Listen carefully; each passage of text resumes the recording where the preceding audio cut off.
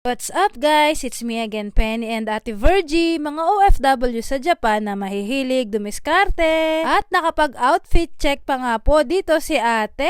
Itong video nga po palang ito ay noong linggo pa dahil natapat nga po yung aming rest day ng linggo. Kaya naman nagkaroon kami ng pagkakataon ni Ate Virgie at ni Ate Jasmine na makapagsimba. Napakadala nga po na makapagsimba kami dito sa Japan. Kaya naman po kapag tumataon na linggo ang aming rest day ay talaga nga pong pinipili namin na makapag-church kami kahit papaano. Medyo malayo nga po yung simbahan na pupuntahan namin ngayong linggo. Dahil nga po yung Catholic Church na sinisimbahan namin sa Shinmachi ay hindi palaging may simba or may misa tuwing linggo. Doon nga sa Shinmachi Catholic Church ang madalas ko nga pong naiipakita dito sa aking vlog kapag kami po ay nakakasimba. Pero ngayon nga ay iba po ang aming pupuntahan dahil nagkataon po na walang misa doon sa Shinmachi Catholic Church. Ang sabi nga po sa amin ay alas 9 po ng umaga ang misa sa Takasaki Catholic Church, kaya nga po kami maagang naggayakan ni na ate. Ito pa nga lamang po ang unang beses naming tatlong makakasimba doon sa Takasaki, kaya nga po mas maaga ang aming ginawa para nga po hindi kami mahuli sa simba. Dito na nga po kami sa Shinmachi train station mag-aantay ng tren. Alas 7 nga po ng imedya ay dumaan na kagad itong unang tren, kaya nga po sasakay na kami kaagad ni na ate para hindi ho kami mahuli sa misa. Kami nga po dito ay aantok-antok pa ni na ate dahil nga po kami ikakagaling lamang din sa aming trabaho. Kakaunti pa nga lamang po ang tao ngayong umaga dito nga po sa tren. Pagkalampas nga po ng dalawang station ay bumaba na po kami dito sa Takasaki. Ang kagandahan nga po pag maaga ay hindi nga po masyadong crowded. Di tulad nga po sa Tokyo, napakadaming tao kahit anong oras. Pagbaba nga po namin ng tren ay hinanap nga po namin kagad yung exit. Dito nga po kami sa mall mag-e-exit. Medyo nalilito nga po dito sina ate dahil nga po ang lawak at ang dami rin nga pong exit. Paglabas nga po namin dito ay mali nga daw po yung aming nilabasan. Hindi nga daw po pala ito yung exit na dapat ay lalabasan namin, kaya nga po babalik uli kami sa loob. Grabe nga po palang tatangkad ng mga buildings dito.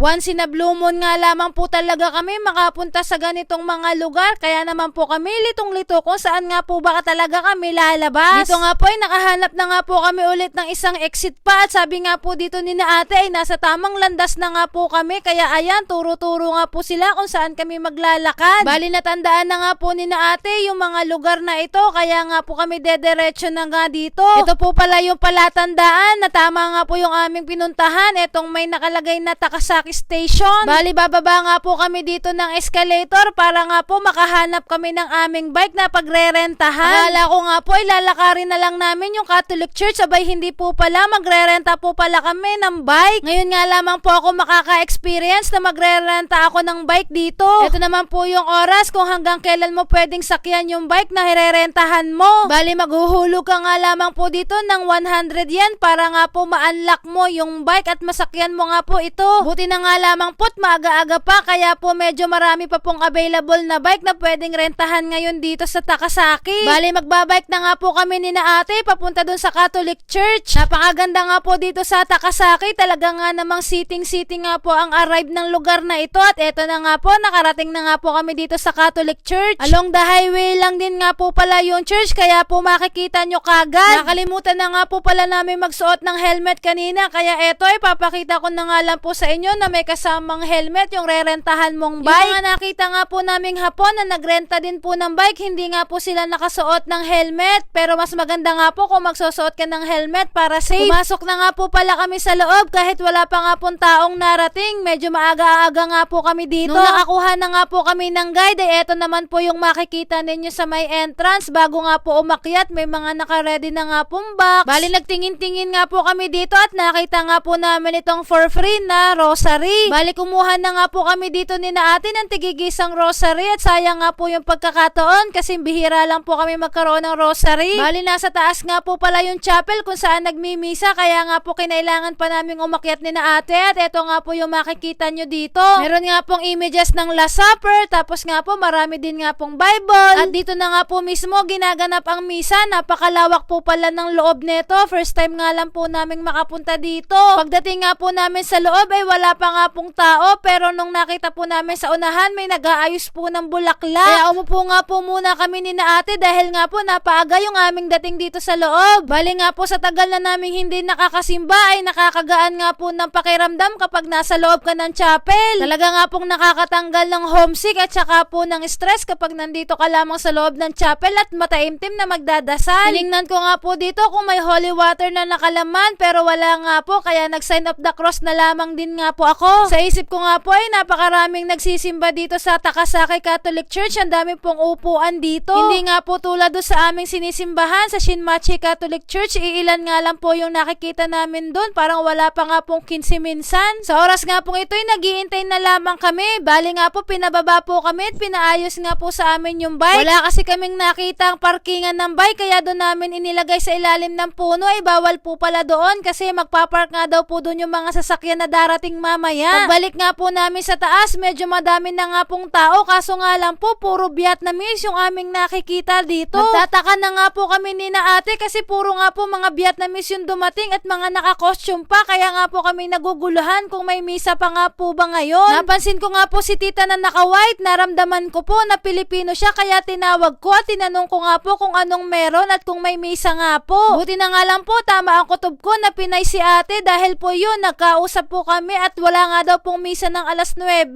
Alas 11 pa nga daw po yung start ng misa dahil meron nga daw pong Flores de Mayo yung mga Vietnamese. Ng bagong pare. Kasi mag-isa lang siya, 4 na simbahan. So inano niya yung schedule niya, naging 9. So guys, alis kami. Panlagay sa kotse, ate. Kasi may Flores de Mayo pala ang mga Vietnamese. Palagay sa kotse. Ayan, next week daw, Flores de Mayo naman ng Pinoy. Ang next week, ang Flores de Mayo. So yun guys, next Sunday meron ditong bazaar at saka Flores de Mayo. So kung available kayo sa Sunday, punta po kayo dito. Anong oras? Same ng oras. Same ng simba, 11 a.m.